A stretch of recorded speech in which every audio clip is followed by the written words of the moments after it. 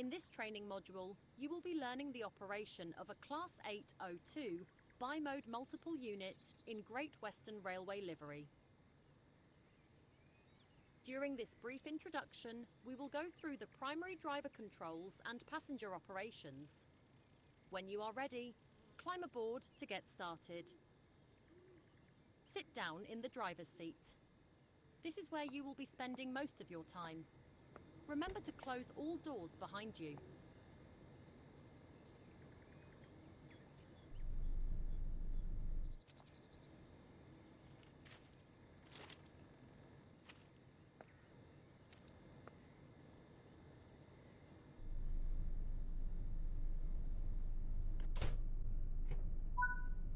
Set the master key to on to begin the startup procedure.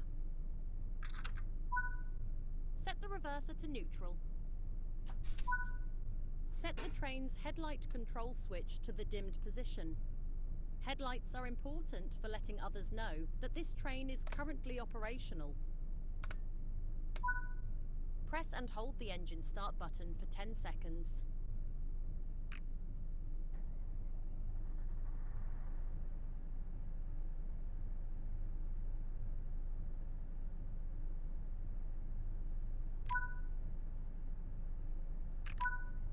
Before we get the train in motion, step out of the driver's seat and head over to the guard panel.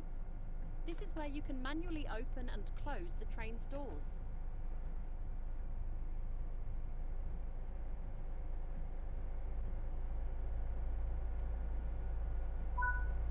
These guard panels are used to operate the train doors. Typically, a conductor would operate this separately from the driver. Make sure the doors are closed, then sit back down in the driver's seat and we can get the train moving.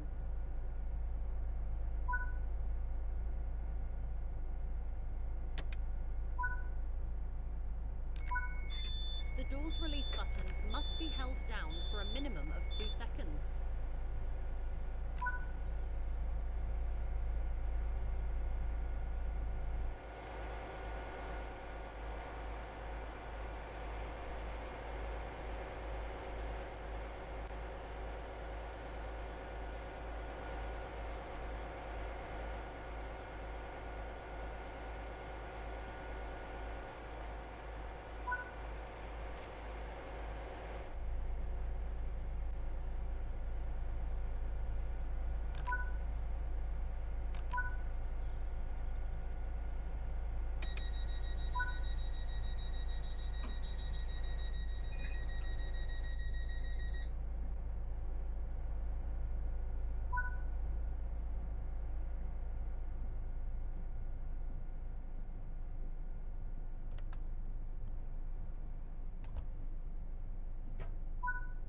The train is now ready to move.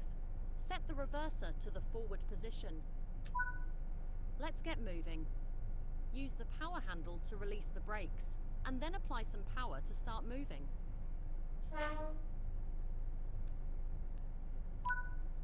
Slowly apply more power by using the power handle until you reach the speed indicated.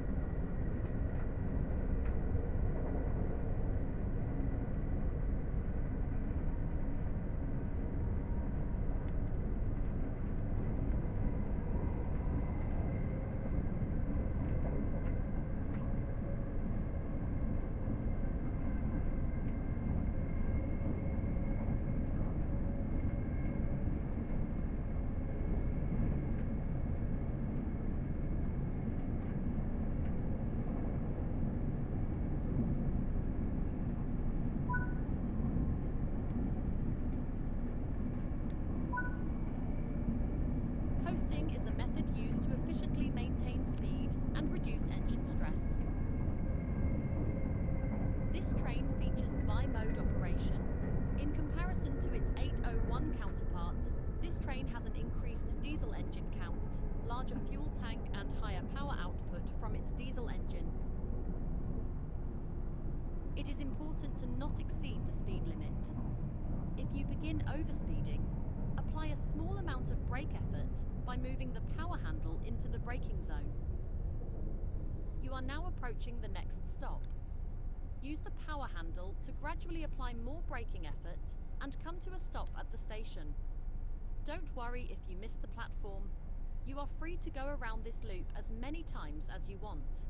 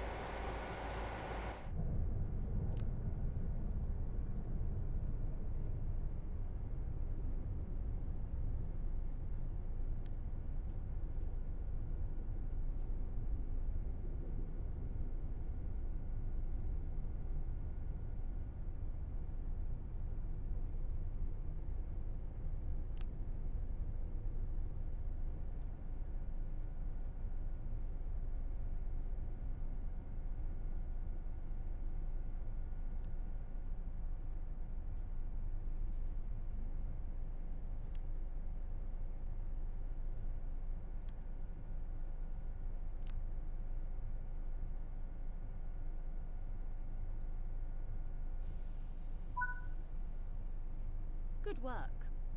That concludes all of the basics for operating this train.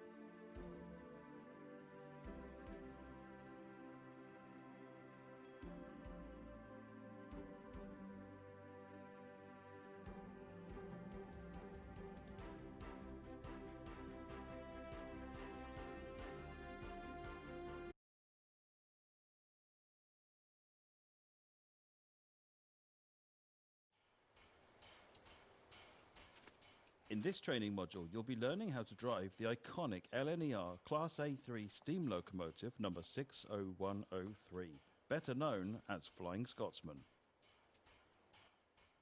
During this brief introduction, you'll be taken through the critical driving controls and performing passenger operations. When you're ready, climb onto the footplate.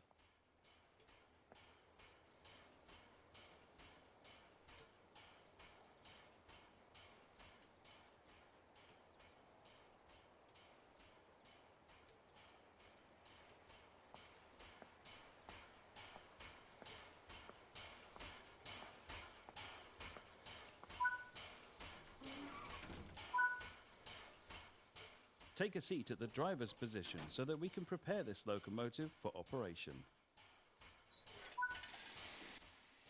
For this introduction, you'll be completing a full loop of the circuit and performing passenger operations when you reach the next stop. Let's prepare this locomotive for departure.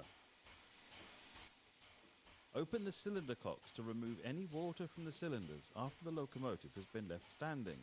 Water in the cylinders can damage the locomotive as it does not compress like steam.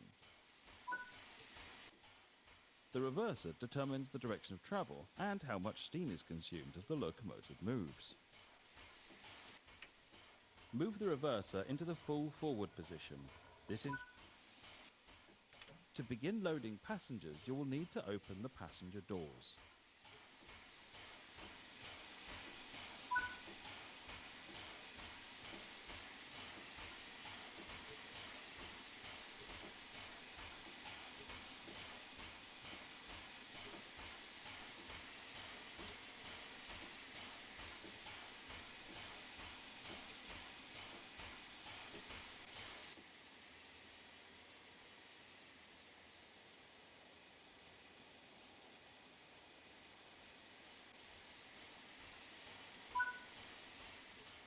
It's time to depart. Close the passenger doors.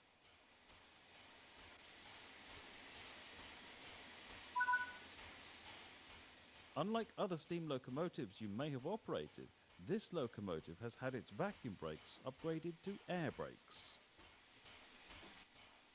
The locomotive brake applies braking force on just the locomotive, whereas the train brake applies it to the entire formation.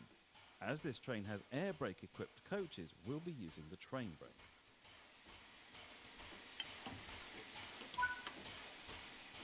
The regulator acts like the throttle for steam locomotives. It controls how much steam is delivered into the cylinders. Slowly open the regulator to apply some power. Remember that power delivery is delayed in a steam locomotive, and applying too much power too early can cause wheel slip.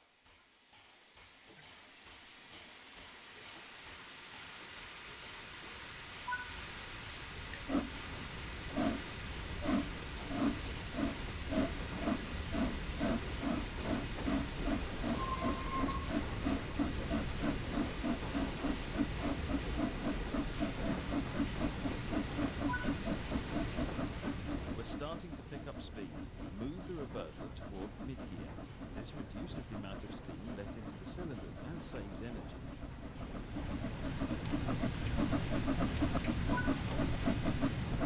Now that the locomotive is moving, you can open the regulator some more. After a few wheel rotations, you can close the cylinder cocks.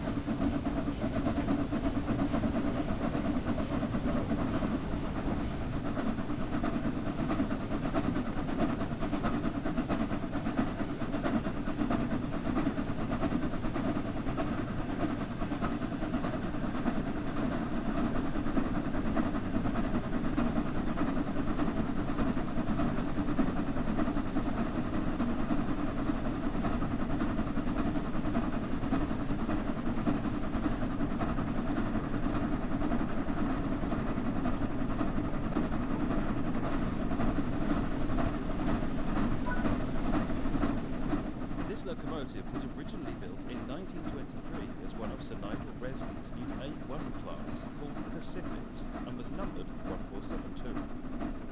It would later, along with all but one of the other A1 locomotives, be upgraded and modified into an A3. In 1924, this locomotive was chosen as a flagship example of the British Empire Exhibition, where it was given the number 4472 and its now famous name, after the Flying Scotsman Express service between Edinburgh and London. In 1934, Flying Scotsman was recorded at 100 miles per hour on a special test run, officially making it the first locomotive in the UK to reach that speed. The test run proved to the LNER's directors that steam power could provide high speeds, negating the fact that the company was using diesel power on its most services. Sir William McAlpine took the steam locomotive to Australia, making it the first steam locomotive to circumnavigate the globe. While in Australia in 1989, it also also set the record for the longest non-stop run by a steam locomotive at 422 miles. After 23 years of ownership, McAlpine sold Scotsman to Tony Marchington for £1.25 million. However, due to the expense of maintaining and running the locomotive, Marchington chose to withdraw his ownership and began looking for someone else to buy it. Fortunately, in 2004, a campaign by the National Railway Museum resulted in a surge in popularity for the locomotive, and the museum was granted a £1.8 million grant to purchase it and make it part of the national collection, along with extensive public donations.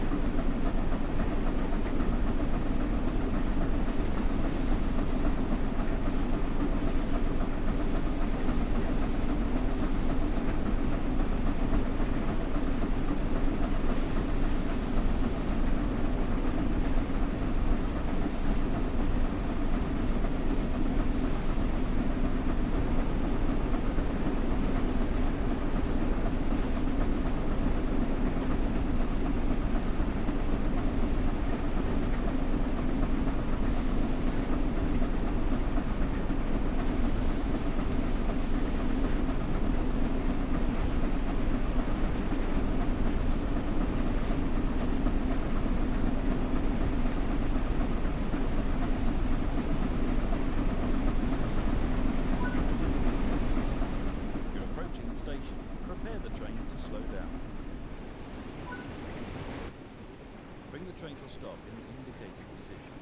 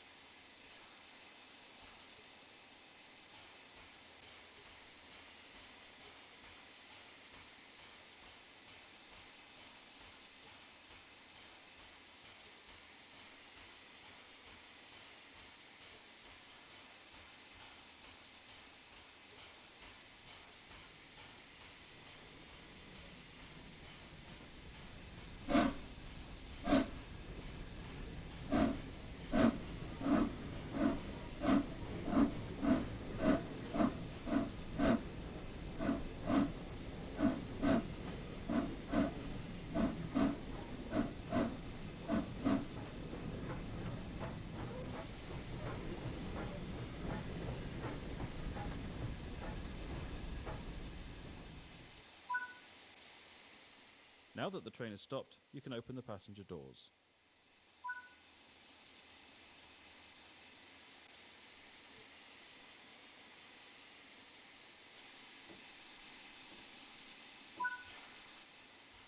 Good work! That concludes all the basics of operating this locomotive.